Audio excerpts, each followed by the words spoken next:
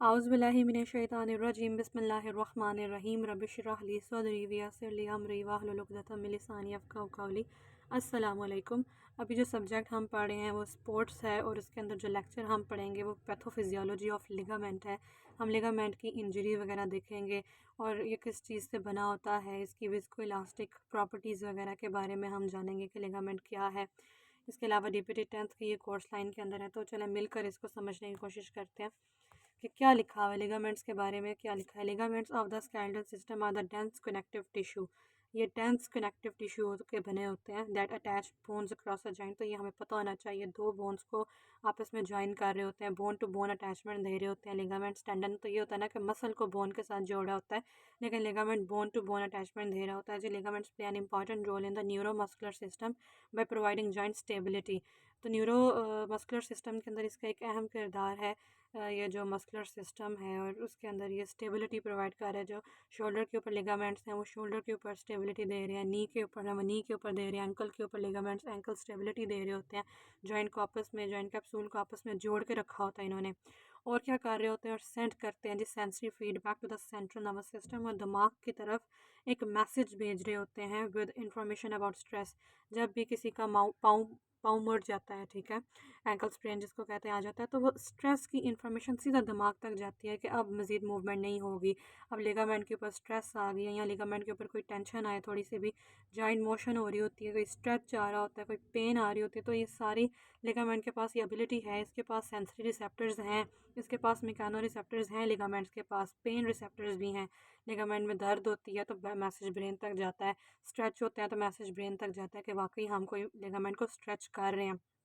तो यही उन्होंने बात लिखी है कि पहले तो उन्होंने बता दिया कि ये स्टेबिलिटी देते हैं। उससे पहले हमने देखा कि ये कनेक्टिव डेंस कनेक्टिव टिश्यू के बने होते हैं, बोन टू बोन अटैचमेंट करा रहे होते हैं, फिर स्टेबिलिटी दे रहे हैं। फिर हमने कहा कोई मैसेज भी दिमाग तक पहुंचा रहे होते हैं, और वो मैसेज किसके रिलेटेड हो सकता है, कोई स्ट्रेस पड़ी है, कोई टेंशन आई है जॉइंट के ऊपर, लिगामेंट के ऊपर कोई जॉइंट मोशन हो रही है, स्ट्रेच और पेन है, ठीक है।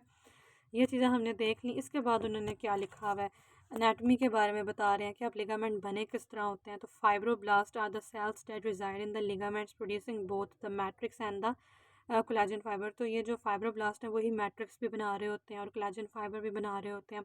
तो फाइब्रोब्लास्ट हमने याद कर लेना है कि जो फाइब्रोब्लास्ट है ये ऐसे सेल्स हैं जो कि लिगामेंट्स के अंदर मौजूद होते हैं, that reside in the ligaments, ठीक है। तो लिगामेंट्स किसके बने होते हैं, फाइब्रोब्लास्ट के। लिगामेंट्स के अंदर मैट्रिक्स भी होता है, कोलेजन फाइबर भी होता है, ठीक है। तो फाइब्रोब्लास्ट ऐसे सेल्स थे जो कि लिगामेंट्स के अंदर थे और जिसने प्रोड्यूस किया matrix and collagen fibre. Fibroblast are arrange in longitudinal rows. Longitudinal होता है ना, लेंथ वाइज, लंबी तरीके से, दो ऐसे रोज के फॉर्म में जो कि पैरेलल टू द फाइबर्स होते हैं। तो इन्होंने हमें ये बताने की कोशिश की है कि फाइब्रोब्लास्ट की अरेंजमेंट कैसी है। फाइब्रोब्लास्ट अगर अरेंज है तो वो लॉन्गिट्यूडनल रोज के अंदर अरेंज है और वो parallel to the fibres, collagen fibres की हमने बात की थी, उसके पैरेलल होते हैं। मतलब उसके साथ ज्वाइन नहीं हो रहे लेकिन बिल्कुल ऐसे उसके साथ साथ पैरेलल है, और communicate with each other by the gap junction. और अगर इन्होंने ये फाइब्रोब्लास्ट के जो रोज वगैरह है उन्होंने आपस में अगर कम्युनिकेट करना तो वो गैप जंक्शन के जरिए करते हैं। और उन्होंने बता दिया है कि गैप जंक्शन एक ऐसा मैकेनिज्म है दैट इज़ पुअरली अंडरस्टूड, ये इतना अंडरस्टैंडेबल नहीं है, ठीक है। तो हमने फाइब्रोब्लास्ट देखा जो कि लिगामेंट्स के अंदर रिजाइड कर रहे होते हैं, मतलब लिगामेंट्स इनके बने होते हैं। फिर फाइब्रोब्लास्ट ने मैट्रिक्स और कोलेजन दोनों बनाया, और फिर उसने बताया है कि दे अरेंज, ये अरेंजमेंट किस तरह होती है, लॉन्गिट्यूडनल रोज में अरेंज होते हैं और पैरेलल होते हैं टू द फाइबर्स, और कम्युनिकेट एक दूसरे के साथ कैसे करते हैं, गैप जंक्शन के थ्रू करते हैं। फिर क्या लिखा हुआ है, मैट्रिक्स हमने अभी बात की कि मैट्रिक्स भी बना रहे होते हैं, लिगामेंट्स के अंदर एक मैट्रिक्स भी है, कोलेजन फाइबर्स भी होते हैं, और फाइब्रोब्लास्ट बना रहा होता है मैट्रिक्स। तो मैट्रिक्स के अंदर और क्या चीज़ होती है, it is composed of the proteoglycans. Protein और ग्लाइकोजन जिस तरह होते हैं ना, इसी तरह उनको मिलाकर प्रोटियोग्लाइकन्स। तो मैट्रिक्स के अंदर क्या होता है जी, जो लिगामेंट्स के अंदर जो मैट्रिक्स है उसके अंदर प्रोटियोग्लाइकन्स भी हैं, कोलेजन फाइबर्स भी हैं, और in the ligaments the most common proteoglycan is decorin which strengthens the link between the collagen fibres.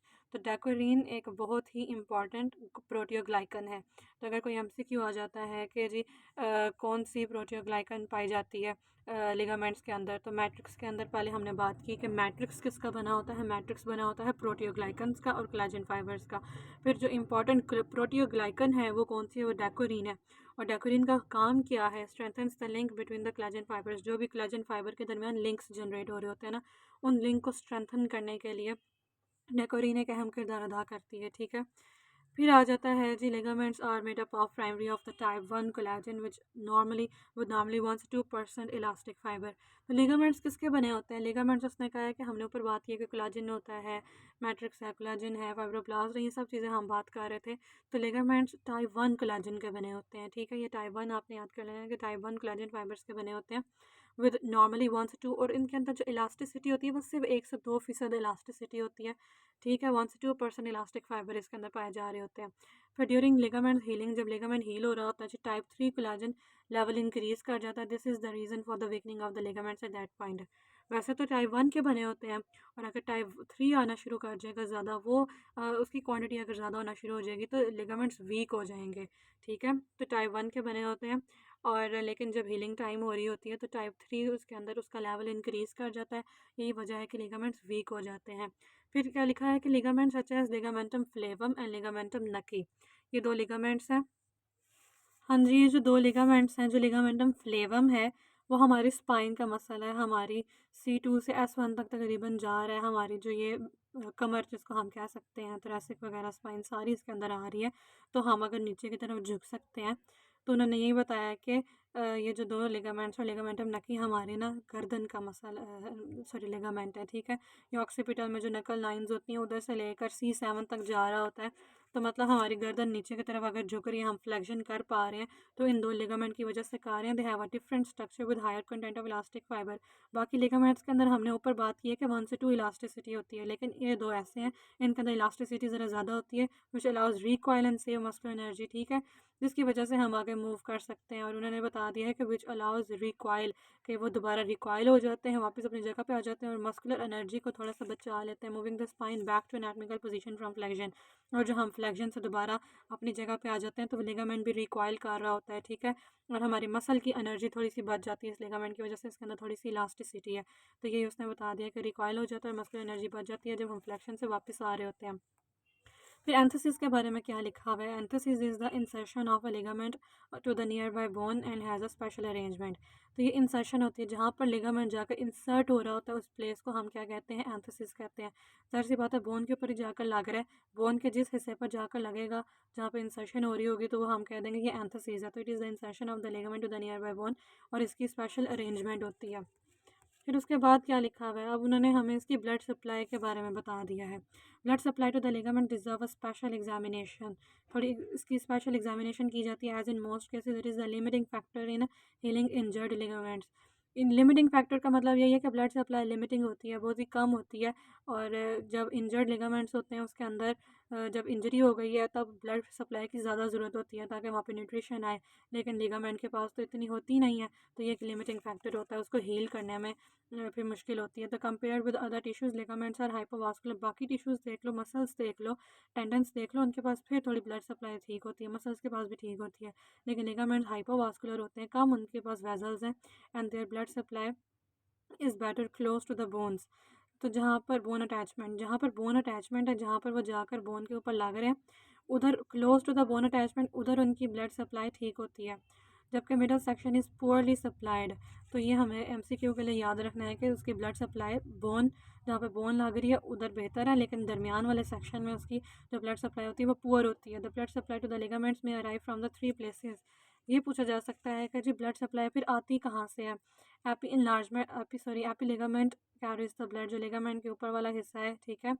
वो उसके बारे में उन्होंने लिख दिया है कि एपी मीन्स आपको पता है अबव होता है, जो एपी लिगामेंट होता है वो कैरी कर रहा होता है ब्लड को। एक उसने ये हमें बता दिया, दूसरा बता दिया कि periosteal blood supply supplies mostly the enthesis region. Periosteal जो बोन का पार्ट है, जहाँ पे बोन में, अब बोन में तो ब्लड सप्लाई है ही है ना, तो इसलिए उसने बता दिया जी जो पेरियोस्टियल ब्लड सप्लाई होती है वो सप्लाई कर देती है एंथसिस रीजन ऑफ द लिगामेंट, क्योंकि बोन के ऊपर भी ब्लड सप्लाई थी, और जब लिगामेंट उस बोन के साथ अटैच है तो फिर वो डिफ्यूज़ होकर या उस तरह उसको मिल जाती है।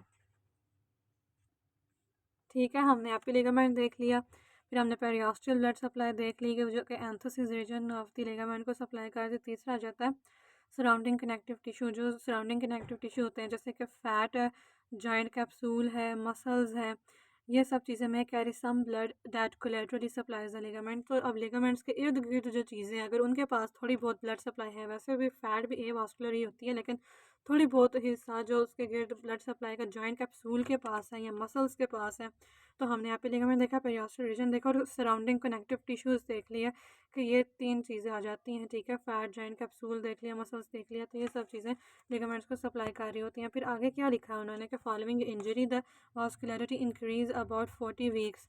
वैसे तो जब इंजरी होती है उस जगह पर आप देखते हो, कहीं भी आपके बॉडी पार्ट में इंजरी होती है तो उस जगह वास्कुलरिटी खून बहता है, वास्कुलरिटी उस जगह की इंक्रीज़ हो जाती है ताकि उधर न्यूट्रिशन भी मिल सके। 40 वीक्स तक वहाँ पर रहती है। लेकिन जबकि जो लिगामेंट्स फाइबर्स हैं बिकम डिसऑर्गेनाइज्ड, लिगामेंट्स के जो फाइबर्स होते हैं वो डिसऑर्गेनाइज हो जाते हैं। द इंक्रीज वास्कुलरिटी ही होती है जो कि अलाउ करती है हीलिंग को, ठीक है। फिर आगे लिखा हुआ है final post injury state is a reduced vascularity. जो फाइनल पोस्ट इंजरी स्टेट होती है ना, जब इंजरी के बाद वाली स्टेट होती है वो रिड्यूस्ड वास्कुलरिटी होती है compare to the pre injury level. हमने पहले ही बात की है कि लिगामेंट के ऊपर वास्कुलरिटी कम होती है और जब चोट लगेगी तो वास्कुलरिटी और कम हो जाएगी। दोनों पॉइंट्स थोड़े कंट्रोवर्शियल मुझे लगे, लेकिन जिस तरह लिखा हुआ है हम उसको उसी तरह ही समझने की और याद करने की कोशिश कर रहे हैं कि जी जो फाइनल पोस्ट इंजरी स्टेट होती है कि अभी जब चोट लग गई है उसके बाद की पोस्ट इंजरी जो स्टेट है उधर रेड्यूस हो जाती है vascularity with poor vessel organisation in the scar tissue. और फिर जो ब्लड वेजल्स की जो ऑर्गेनाइजेशन होती है वो भी कम हो जाती है, पुअर होती है। ब्लड वेजल्स की वहाँ पे होती ही नहीं है स्कार टिश्यू के अंदर जहाँ पे चोट लगी होती है। The ligaments probably do not have the ability to keep the original vascular organization। तो लिगामेंट्स के पास ये एबिलिटी नहीं होती कि वो अपनी वास्कुलर ऑर्गेनाइजेशन को मेंटेन कर सकें, ठीक है। जो वेजल्स थी उनको मेंटेन करने की भी एबिलिटी कोई नहीं, causing reduced vascularity in the chronic healing stage. तो जब हीलिंग स्टेज पुरानी होती जा रही है, क्रोनिक जाती जा रही है, तो वास्कुलरिटी कम हो जाएगी, विच में भी the cause of higher level of re injury. जब वास्कुलरिटी कोई नहीं और उधर चोट लगने के दोबारा चांसेस भी हो सकते हैं। बस उन्होंने इधर यही बताने की कोशिश की है कि ब्लड वेसल्स कम है, पुअर वास्कुलर ऑर्गेनाइजेशन है, ब्लड वेसल्स ऑर्गेनाइजेशन कम है उधर उस जगह पर वो अपनी वास्कुलर ऑर्गेनाइजेशन को मेंटेन भी नहीं कर पा रहे और रिड्यूस्ड वास्कुलरिटी है। बस यही बताने की कोशिश की उन्होंने यहाँ पर। फिर नर्व सप्लाई के बारे में हम देख लेते हैं कि नर्व सप्लाई है, मैसेज दिमाग तक भी जा रहा होता है और नर्व्स भी हैं। तो ligaments carry 2 types of sensory impulses to the central nervous system. तो वो मैकेनो रिसेप्टर और पेन के मैसेजेस दिमाग तक पहुंचा रहे होते हैं, ठीक है। तो इनके पास 2 किस्म की सेंसरी इम्पल्सेस होती हैं, पेन को भी सेंस करते हैं और मैकेनो रिसेप्टर को भी, प्रेशर वगैरह को भी और टच वगैरह को भी इनको पता चलता है। तो मैकेनो रिसेप्टर्स सिग्नल करते हैं जी mechanical events occurring in the tissue. जो भी मैकेनिकल इवेंट्स टिश्यू के अंदर अकर हो रहे होते हैं उसको सेंस कर लेते हैं, ठीक है, एंड सिग्नल कर लेते हैं, have an important role in the coordinated motion pattern.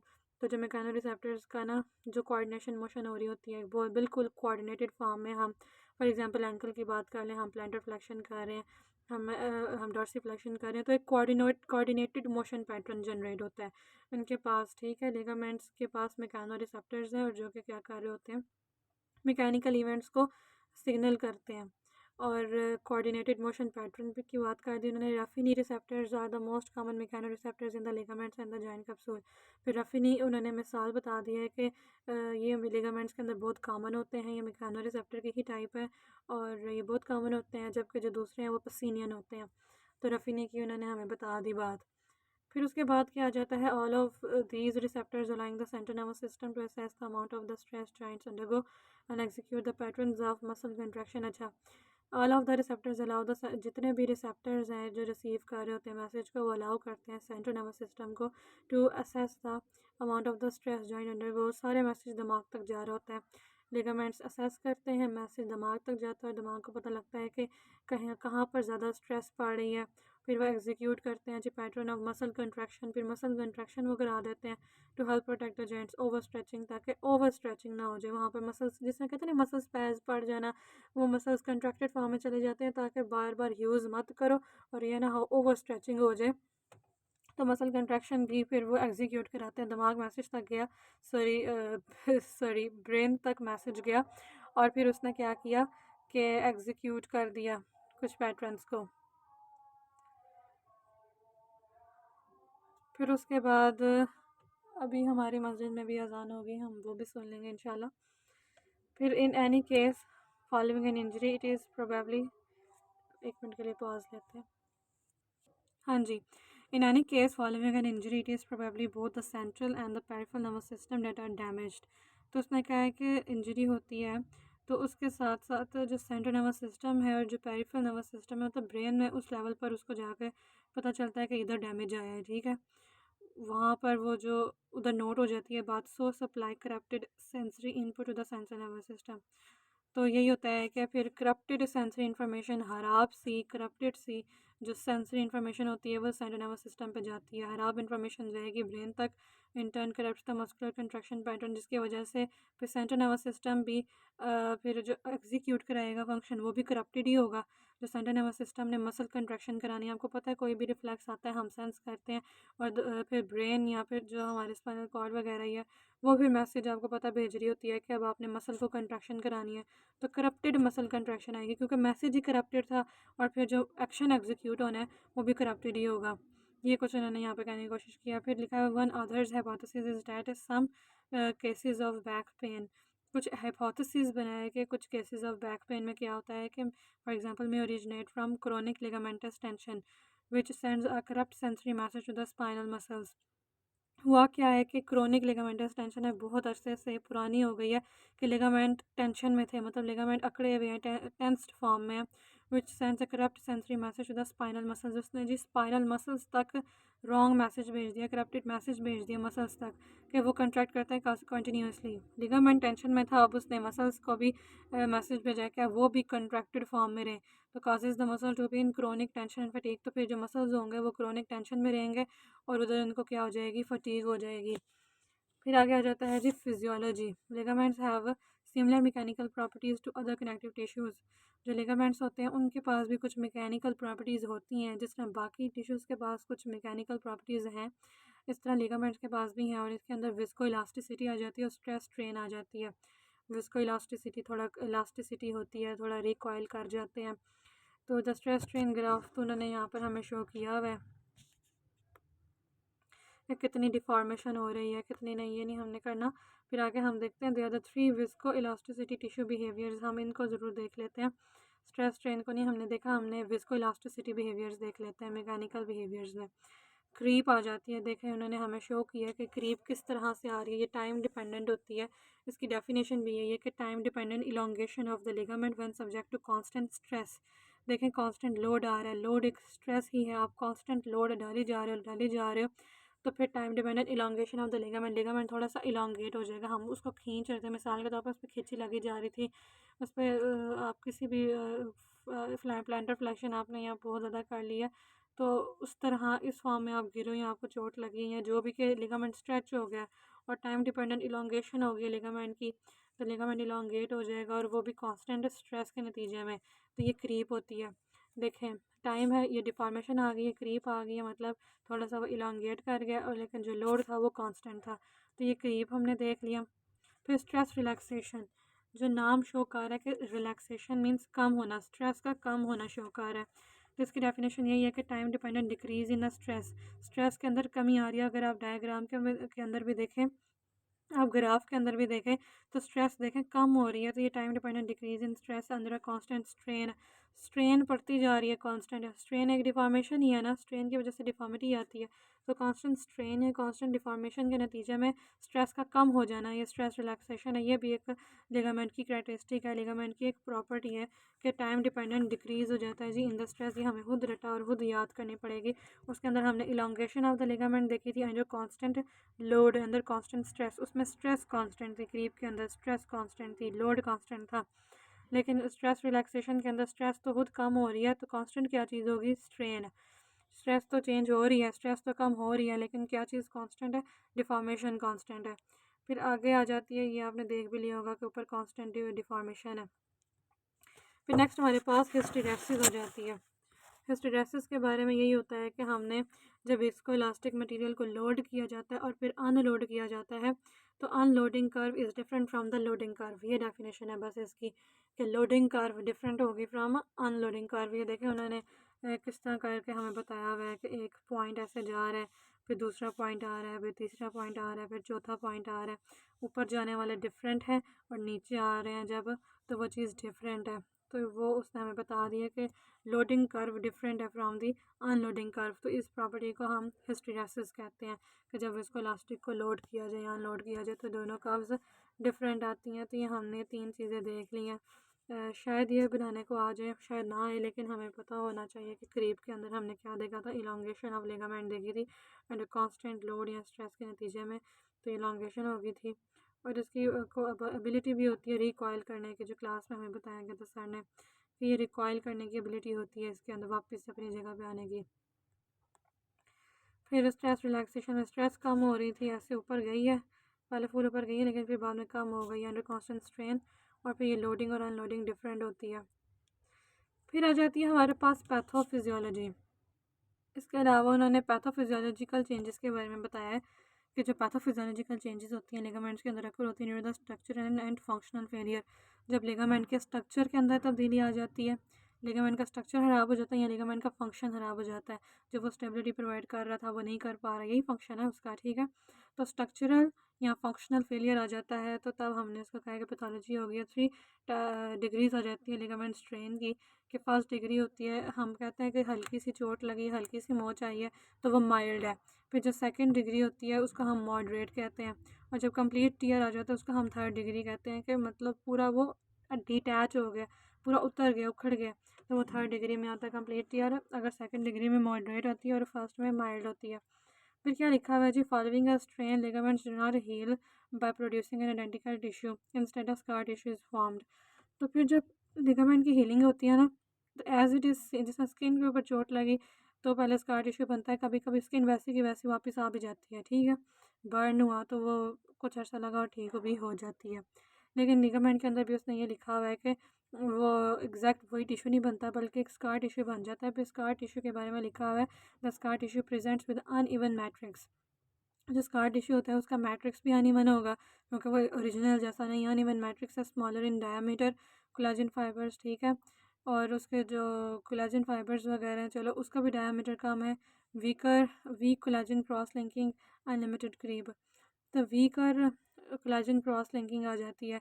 फिर जो आपको पता है कि कोलेजन फाइबर्स आपस में क्रॉस लिंक किए होते हैं तो उनकी क्रॉस लिंकिंग भी ज़रा वीक हो जाती है। लिमिटेड क्रीप, और क्रीप में हमने इलॉन्गेशन की भी बात की थी, वो वापस अपनी जगह पे भी आता है तो वो रिटर्न अब नॉर्मल नहीं हो पा रहा, उसकी जो क्रीप होती है वो भी थोड़ी नॉर्मल नहीं रहती। तो हमने क्या देखा है कि जो स्कार टिश्यू होता है उसका जो मैट्रिक्स होता है वो अनइवन होता है, small in diameter collagen fibres. उसके जो कोलेजन फाइबर्स हैं वो डायमीटर उसका कम हो गया है क्योंकि अब ओरिजिनल जैसा नहीं है। Uneven matrix, small in diameter collagen fibres, weaker collagen cross linking, unlimited creep.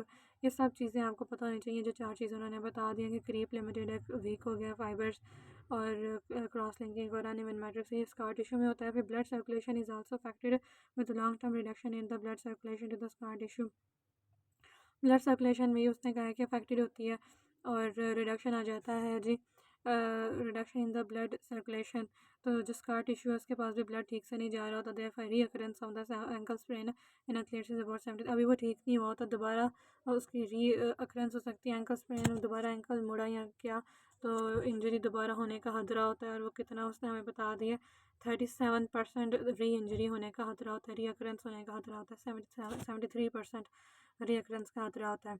फिर लिखा है जी, as ligaments provide the proprioceptive sensory nerve supply to the central nervous system. हमने पहले ही बात की थी कि ये जो हमारी मैसेज होते हैं जी सेंसरी नर्व सप्लाई वो सीधा दिमाग तक जा रही होती है, तो वो सेंट्रल नर्वस सिस्टम तक जा रही होती है, ठीक है।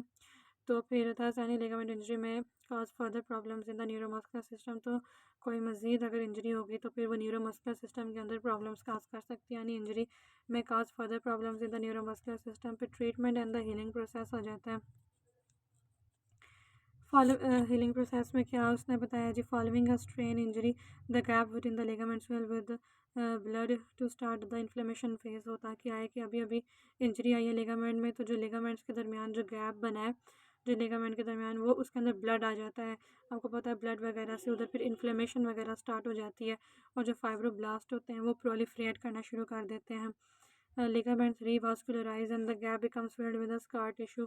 पहले हमने देखा कि गैप के अंदर ब्लड जमा होना शुरू हो गया था, इन्फ्लेमेशन स्टार्ट हो गई थी। फिर जो फाइब्रोब्लास्ट हैं, लिगामेंट्स हमने पहले बात की थी कि फाइब्रोब्लास्ट के बने होते हैं, fibroblast reside in the ligaments, ठीक है। तो फाइब्रोब्लास्ट ने प्रोलिफरेट करना शुरू कर दिया था, लिगामेंट्स के ऊपर रीवास्कुलराइजेशन होना शुरू हो गई थी, वो थोड़ी सी ब्लड वेजल्स वगैरह दोबारा उसकी ठीक हो रही थी, रीवास्कुलराइज हो रही थी, और जो गैप था वो स्कार टिश्यू से भर जाता है, जहाँ पे प्रॉब्लमेटिक चीज़ होती है वो स्कार टिश्यू बन जाती है। फाइब्रोब्लास्ट स्टार्ट है producing scar tissue made by the type 3 collagen. हमने पहले बात की थी कि कोलेजन लिगामेंट्स टाइप 1 कोलेजन का बना होता है, लेकिन टाइप 3 की वजह से वीकनिंग हो जाती है, क्योंकि बना ही वो टाइप 1 का है। तो अगर टाइप 3 एक्यूमुलेशन हो जाती है तो वीकनिंग ऑफ लिगामेंट हम पढ़ के आए हैं। तो जो फाइब्रोब्लास्ट है उसने क्या प्रोड्यूस किया है, जिसका टिश्यू बनाया है, लेकिन वो टाइप 3 कोलेजन का बना होता है। Collagen type material creates a rapid disorganise structure with weaker cross links. तो फिर क्या होता है जी, जो कोलेजन टाइप मटेरियल होता है जी, वो क्या क्रिएट करता है जी, रैपिड डिसऑर्गेनाइज स्ट्रक्चर।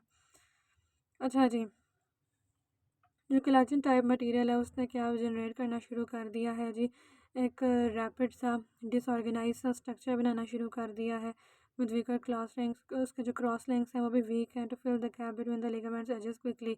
तो ठीक है, एक डिसऑर्गेनाइज सा स्ट्रक्चर बनना शुरू हो गया। ज़ाहिर सी बात है, अब वहाँ पर जहाँ पर इंजरी हुई है वहाँ पर किसी चीज़ के साथ तो रिप्लेस होना ही है ना। तो कोलेजन टाइप मटेरियल ने ही वहाँ पर एक डिसऑर्गेनाइज सा स्ट्रक्चर बनाना शुरू कर देता है, जिसके लिंक्स भी, कोलेजन के लिंक्स की बात करें वो बहुत ही वीकर होंगे, और गैप फिर उस तरह फिल हो जाता है, ठीक है, ताकि गैप को फिल करने के लिए वीक से टिश्यूज़ वहाँ पे बनना शुरू हो गए।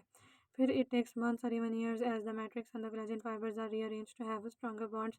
कुछ महीने लग जाते हैं, कभी कभी तो साल लग जाता है कि जो मैट्रिक्स है और जो कोलेजन फाइबर्स हैं उनको रीअरेंज होने में, और जो कोलेजन के जो स्ट्रॉन्ग बॉन्ड्स बनने में महीने लग जाते हैं, साल लग जाता है।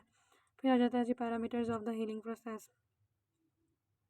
कुछ पैरामीटर्स आ जाते हैं जी हीलिंग प्रोसेस के, उन्होंने 3 पैरामीटर्स लिखे हुए हैं, लेकिन पहली लाइन क्या लिखे हैं, isolated strain heels better than when it combines with other tissues injury. एक सिर्फ आइसोलेटेड स्ट्रेन आया, सिर्फ लिगामेंट के ऊपर आइसोलेटेड अकेला उधर स्ट्रेन आया तो वो जल्दी ठीक हो जाता है, then it combines with other tissues injury. बनस्बत यह है कि इसके साथ बाकी टिश्यूज़ भी इन्वॉल्व हो गए हैं। जाहिर सी बात है, जितने टिश्यूज़ इन्वॉल्व होते जाएंगे हीलिंग उतनी डिले होती जाएगी। सिर्फ अगर लिगामेंट की प्रॉब्लम है तो वह फिर जल्दी बेहतर हो जाएगी। फिर उसने कहा parameters of the healing process किसके पे डिपेंड कर रहे होते हैं, कि हीलिंग किस पे डिपेंड कर रही होती है, the degree of the injury, कितनी डिग्री की इंजरी हुई है। अगर माइल्ड फर्स्ट डिग्री है, सेकंड डिग्री है, थर्ड डिग्री है, माइल्ड है, मॉडरेट है या फिर कंप्लीट ईयर है, तो उस पर डिपेंड करेगा। जितनी माइल्ड होगी उतनी जल्दी ठीक हो जाएगी, तो ये हीलिंग उस पर डिपेंड करती है डिग्री के ऊपर। Certain ligaments heal better than the other. फिर इसके अलावा कुछ लिगामेंट जल्दी हील हो जाते हैं, कुछ ज़्यादा देर लेते हैं। ये जगह पे डिपेंड कर रहा होता है कि वो किस जगह पर है, एंकल पे है या नी पर है, या दोनों ही नी पर रहे हैं क्या। Such as the MCL compare with ACL। जो MCL होता है जो मीडियल कोलेटरल लिगामेंट, उसने कहा है कि वो उसकी हीलिंग टाइम डिफरेंट होती है ACL से, एंटीरियर क्रूशिएट लिगामेंट से, ठीक है।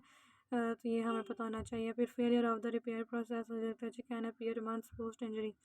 तो फिर कभी कभी जो रिपेयर प्रोसेस होती है वो फेलियर की तरफ भी चला जाता है, ठीक से रिपेयर नहीं होती चीज़ें, ठीक है। तो ये पोस्ट इंजरी, इंजरी के बाद कुछ महीनों बाद पता लगता है कि जी रिपेयर ही नहीं ठीक से हो रहा वो।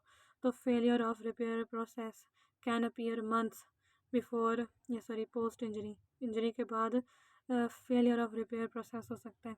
तो डिग्री पे हमने देख लिया। फिर हमने कहा कि कुछ लिगामेंट जल्दी हील कर जाते हैं, कुछ की निस्बत, और फिर हमने देखा कि फेलियर हो जाता है जी रिपेयर प्रोसेस का, कि रिपेयर नहीं ठीक हो रहा। Failure of repair process can appear months post injury. फिर आ जाता है प्रिस्क्राइब क्या किया जाता है जी, यही किया जाता है कि इमोबाइल रो, इमोबिलिटी को कहा जाता है कि अपनाओ, कि अगर लिगामेंट की इंजरी आ गई तो थोड़ी देर रेस्ट दो ताकि वो ठीक हो। जितना चलोगे, जितना उस पर लोड डालोगे, उतना फिर हीलिंग डिले हो जाती है। तो इमोबिलिटी कहा जाता है, जो लॉन्ग रेस्ट कहा जाता है। ब्रेसेस इस्तेमाल कर सकते हैं। लॉन्ग मोबिलिटी से क्या से हो सकता है, ठीक है ना, रेस्ट वगैरह करो, ब्रेसेस इस्तेमाल करो। Long mobility would make the healing time shorter.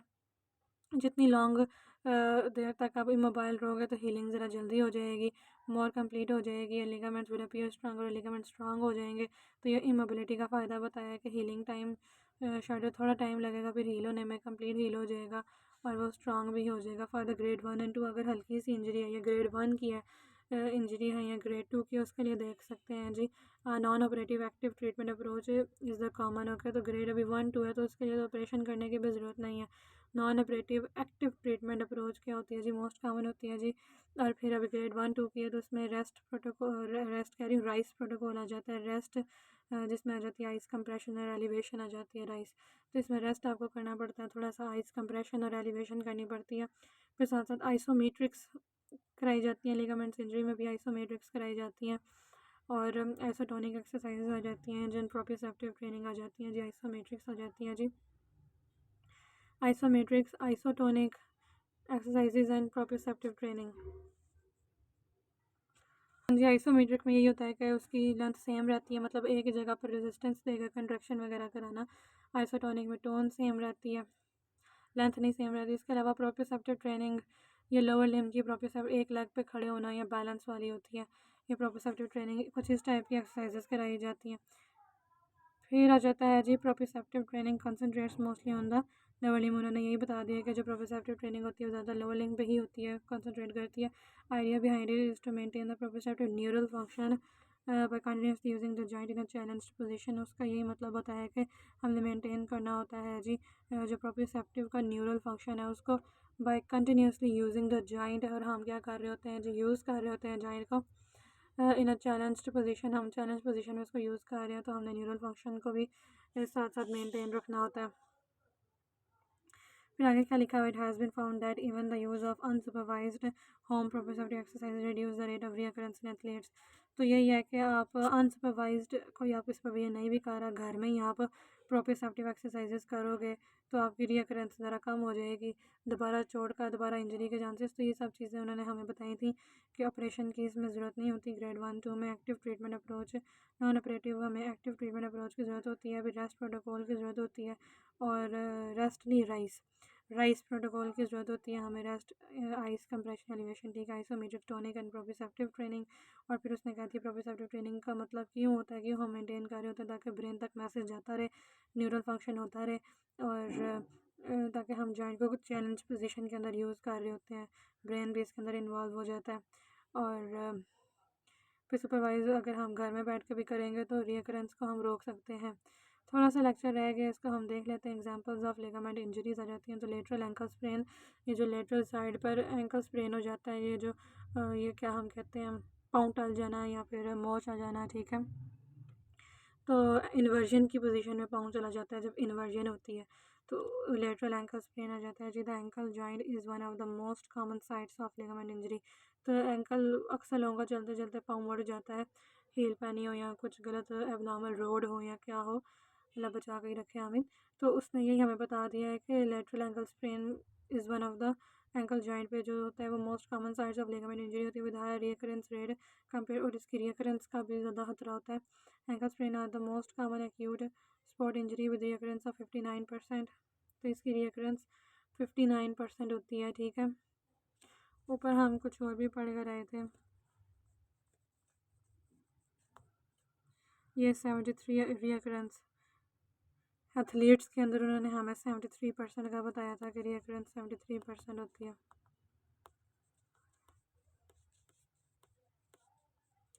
और इधर उसने हमें बता दिया है कि 59% रिकरेंस होती है acute. At the most common ligaments injury is to lateral ankle, particularly of ATF, anterior talofibular की होती है। लेटरल साइड पर जो हमारे पास एंटीरियर टेलोफिबुलर होता है जी, उसके ऊपर इंजरी ज़्यादा हो जाती है। और anterior talofibular is the weakest ankle joint ligament while limiting a relatively large inversion at the subtalar joint. Okay, तो ये क्या होता है, ज़रा वीक एंकल जॉइंट लिगामेंट है, ये ज़रा वीक होता है, इस पर ज़्यादा इंजरी के चांसेस होते हैं, खतरा होता है, जल्दी डैमेज होने का खतरा होता है। और फिर ये इन्वर्जन को लिमिट कर देता है, जिस सब टेलर जॉइंट के ऊपर जो इन्वर्जन होती है फिर वो लिमिटेड हो जाती है। फिर आ जाता है जी मैकेनिकल इंस्टेबिलिटी आ जाती है जी, can arise due to the certain muscular weakness, knee और अदर जॉइंट प्रॉब्लम्स और the degenerative changes. Mechanical instability, अच्छा जी, मैकेनिकल इंस्टेबिलिटी किस वजह से हो रही है जी, due to the certain muscular weakness, क्योंकि मसल्स भी अब वीक हो रहे हैं, और नी और other joint problems, degenerative changes आ रहे हैं। तो ये उन्होंने हमें मैकेनिकल इंस्टेबिलिटी की बात की थी, उसमें मसल वीकनेस की बात की थी, जॉइंट और अदर, नी और अदर जॉइंट प्रॉब्लम्स की बात की थी, डीजेनरेटिव चेंजेस की बात की हमने मैकेनिकल में। जबकि फंक्शनल इंस्टेबिलिटी की इस वजह से होती है from the lack of proprioception और कोऑर्डिनेशन। मैकेनिकल में हमने मसल वीकनेस देख ली थी, और डीजेनरेटिव चेंजेस की वजह से आ रही थी, डीजेनरेटिव चेंजेस हो रही हैं, वहाँ पर इंस्टेबिलिटी आ गई है। जबकि फंक्शनल में lack of proprioception and coordination नहीं रही अब वहाँ पर। The most common treatment of the grade 1-2 during an acute is RICE protocol. तो आप राइस प्रोटोकॉल दे सकते हो जी। रेस्ट आइस कंप्रेशन एलिवेशन, हम ये बार बार पढ़ रहे हैं इसको कि हम राइस प्रोटोकॉल दे सकते हैं। हाँ जी, उसके बाद हो जाता है ये थोड़ा सा रह गया, इसको पढ़ लेते हैं। ठीक है, जब लेटरल एंकल स्प्रेन आ गया तो इसके लिए आप कौन कौन से तरीक़ाकार अपनाओगे। अर्ली एक्सरसाइज आ जाती है which includes dorsiflexion and the plantar flexion. Range of motion exercises कराते हैं, ठीक है, ताकि उसके ब्लड फ्लो वहाँ पर इन्हेंस हो या जो भी, ठीक है। तो वहाँ पर हम डॉर्सिफ्लेक्शन, प्लांटर फ्लेक्शन वगैरह कराएंगे। रेंज ऑफ मोशन इसको कहते हैं, एक्सरसाइजेस कराएंगे। फिर isometric and isotonic strengthening exercises are recommended. थोड़ा सा रेजिस्टेंस देकर कहेंगे चलो भाई मैं अब डॉर्सिफ्लेक्शन करके दिखाओ, मैं रेजिस्ट कर रही हूँ, ठीक है। तो आइसोमेट्रिक और आइसोटोनिक स्ट्रेंथनिंग एक्सरसाइजेज आ जाती हैं वो। फिर बैलेंस्ड एंड कोऑर्डिनेशन ट्रेनिंग आ जाती है। परफॉर्म ऑन द वुबल बोर्ड, एक बोर्ड सा होता है वुबल बोर्ड के ऊपर, बैलेंस कहते हैं इस बोर्ड के ऊपर, आई थिंक सी शेप्ड होता है वो, और उसको कहते हैं अब इसके ऊपर बैलेंस करके दिखाओ। तो वो भी एक काफ़ी ट्रिकी होता है, ठीक है। बैलेंस और कोऑर्डिनेशन ट्रेनिंग कैसे की जाती है, बैलेंस की और कोऑर्डिनेशन ट्रेनिंग की जाती है वुबल बोर्ड के ऊपर, both as a treatment and preventive measures. Treatment के लिए भी और अगर मजीद प्रिवेंटिव मेजर्स के लिए भी। This exercise enhance the proprioceptive neural function of the. और जब ये इस टाइप की एक्सरसाइजेस कर रहे होते हैं, रेंज ऑफ मोशन, आइसोमेट्रिक या फिर बैलेंस एक्सरसाइजेस, खासतौर पर बैलेंस एक्सरसाइजेस, कोऑर्डिनेशन, तो ये एक्सरसाइज क्या इनहेंस कर देती है proprioceptive neural function of the central nervous system and reduce the response time. तो जो होता है ना सेंट्रल नर्वस सिस्टम के ऊपर जो प्रोप्रियोसेप्शन होती है वो इन्हांस हो जाती है जी। प्रोप्रियोसेप्टिव न्यूरल फंक्शन, सीएनएस का जो ये फंक्शन होता है जी बैलेंस वाला, वो इन्हांस हो जाता है जी और रिड्यूस हो जाता है जी। Response time of the peroneal and other muscles around the ankle joint to protect the ligaments from the injury. तो प्रोप्रियोसेप्टिव न्यूरल फंक्शन इन्हांस हो गया। और जो रिस्पॉन्स टाइम था पेरोनियल या फिर फिबुलर मसल्स, लेटरल साइड पे प्रॉब्लम हुई है ना, तो जो लेटरल मसल्स होते हैं अराउंड द एंकल जॉइंट, उनका जो रिस्पॉन्स टाइम होता है वो कम हो जाता है, ताकि हम लिगामेंट्स को दोबारा इंजरी से बचा सकें। तो हमने इन्हेंस किया प्रोप्रियोसेप्टिव न्यूरल फंक्शन को, और जिसकी वजह से रिस्पॉन्स टाइम कम हो गया था पेरोनियल मसल्स का, और एंकल जॉइंट के ऊपर जो बाकी लिगामेंट्स होते हैं उनकी इंजरी से बंदा बच जाता है। आगे आ जाता है एंटीरियर क्रूशियल लिगामेंट, और फिर उसका प्रिस्क्रिप्शन या उसका ट्रीटमेंट आ जाता है, ठीक है। एंटीरियर क्रूशियल लिगामेंट, अब ये हमारे पास नी का है। पहले हमने एंटीरियर टेलोफिब्रिलर की बात की, उधर लेटरल स्प्रेन के अंदर कुछ उसके प्रिस्क्रिप्शंस वगैरह देख लिए, ट्रीटमेंट देख लिया जी, ट्रीटमेंट खास तौर पर देखा। तो अब आ जाती है जी एंटीरियर क्रूशियल लिगामेंट, एसीएल का रेजिस्ट एंटीरियर टिबियल। एसीएल का फंक्शन उन्होंने बता दिया है कि जो एंटीरियर क्रूशियल लिगामेंट होता है वो क्या कर रहा होता है जी, वो रेजिस्ट कर रहा होता है एंटीरियर टिबियल ट्रांसलेशन, जो टिबिया की एंटीरियर ट्रांसलेशन को रोक रहा होता है कि फीमर के ऊपर टिबिया आकर एंटीरियरली ट्रांसलेट ना कर जाए, एंटीरियरली मूव ना कर जाए, ठीक है। तो एसीएल का काम होता है कि एंटीरियर टिबियल ट्रांसलेशन को रोक के रखना फीमर के ऊपर, और रोटेशन मोशन को एट द नी जॉइंट के ऊपर जो रोटेशन मोशन हो रही होती है उसको रोक के रख रहा होता है। फिर जो नॉन कंडक्ट एसीएल इंजरीज आ जाती हैं वो किस वजह से आ जाती हैं जी, डिसलेरेशन एक्सेलरेशन मोशंस की वजह से आ जाती हैं कि आप डिसलरेट कर रहे हो, एक्सेलरेट, ये डिसलरेशन और एक्सेलरेशन आप कार के ऊपर ड्राइविंग के दौरान भी कर रहे होते हैं, कभी एक्सेलेटर को दबाए हो छोड़े, ठीक है, या फिर आप जोन सी भी इस टाइप की मूवमेंट्स कर रहे हो, डिसलेरेशन या acceleration motions and excessive quadriceps contraction. तो जो नॉन कंटैक्ट एसीएल इंजरीज होती हैं वो किस वजह से आ रही होती हैं जी, डिसलेरेशन एक्सेलरेशन की वजह से आ रही होती हैं जी। जब एक्सेसिव क्वाड्रिसेप कंट्रैक्शन हो जाती है टुगेदर विद रिड्यूस्ड हैमस्ट्रिंग का कंट्रैक्शन, मतलब क्वाड्रिसेप्स की कंट्रैक्शन ज़्यादा थी, हैमस्ट्रिंग्स की कम थी, where the knee internally rotate at और near the full knee extension. जब आपने फुल नी एक्सटेंशन की हुई थी, पाँव बिल्कुल सीधा किया होता है तो, और आपका नी इंटरनली रोटेट कर गया, ठीक है, वेयर द जब नी इंटरनली रोटेट कर गई या फिर जब नी फुल एक्सटेंशन में था तब जाकर एसीएल की इंजरी हुई है। तो वो उसने हमें बता दिया कि इस तरह हो जाती हैं, एक्सेलरेशन डिसलेरेशन के दौरान हो सकती है, और फिर जब एक्सेसिव क्वाड्रिसेप्स को कंट्रैक्शन में थे और हैमस्ट्रिंग्स की को कंट्रैक्शन कम थी तब हो सकती है, और जब नी इंटरनली रोटेटेड था या फिर नी फुल एक्सटेंशन में था। If the blood supply pathway from the patellar fat pad of the synovial membrane is also damaged, the healing will take longer. और अगर जो ब्लड सप्लाई पाथवे थी पटेलर फैट पैड से भी अगर ऑफ द सनोवियल मेम्ब्रेन, उधर की सनोवियल membrane अगर डैमेज हो गई है, ठीक है, ब्लड सप्लाई उधर डैमेज हो गई है पटेला के लेवल के ऊपर, तो तब भी हीलिंग टाइम ज़्यादा लगेगी। अब इसका ट्रीटमेंट वगैरह हमने क्या किया जा सकता है, मतलब ठीक है। आप procedure of warm up to improve running, warm up करो पहले। शुरू में रनिंग को इम्प्रूव करने के लिए पहले वार्म अप होना चाहिए, ठीक है।